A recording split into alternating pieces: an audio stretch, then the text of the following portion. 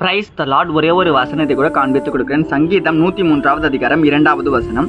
என் ஆத்துமாவே கர்த்தரை ஸ்தோத்திரி, அவர் செய்த சகல உபகாரங்களையும் மறவாதே. இன்னைக்கு ஆண்டவர் நம்மளை பார்த்து சொல்ற காரியம் என்ன? மகனே மகளே, நான் உனக்கு செஞ்ச எந்த உதவியும் நீ மறக்காம இருக்கணும்னு சொல்லி ஏசப்பா இன்னைக்கு நம்மளை பார்த்து சொல்றாரு.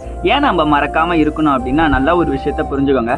ஏசப்பாவை நமக்கு நம்ம வாழ்க்கையில நிறைய நன்மைகளை செஞ்சிருக்காரு. உங்களுக்கு பார்த்தீங்கன்னா நிறைய உதவி செஞ்சிருக்கிறாரு தானே. உங்க படிப்புல, உங்க வேலையில, உங்க தொழில நீங்க இன்னைக்கு நிறைய காரியத்தை பிரயாசப்படுறீங்க. அதெல்லாம் ஏசப்பா உங்களுக்கு கொஞ்சம் கொஞ்சமா செஞ்சுட்டு வராரு பாத்தீங்களா. அதெல்லாம் எதுக்காகனா, நீங்க நல்லா இருக்கணும், நீங்க சந்தோஷமா வாழணும்னு ஏசப்பா விரும்புறாரு.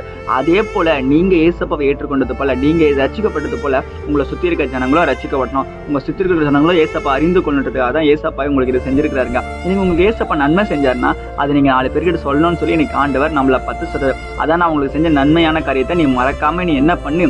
அவன் பாத்தியா என்னை ஏற்றுக்கொள்ளாம இருக்கான், இவன் பாத்தியா உங்க திருல அந்த பையன் பத்தியா குடிச்சிட்டு இருக்கான், அவன்கிட்ட நீ என்னை பத்தி சொல்லுன்னு சொல்லி இன்னைக்கு ஆண்டவர் நம்மளை பார்த்து சொல்றாரு. அப்ப உங்க சுத்தி இருக்க ஜனங்க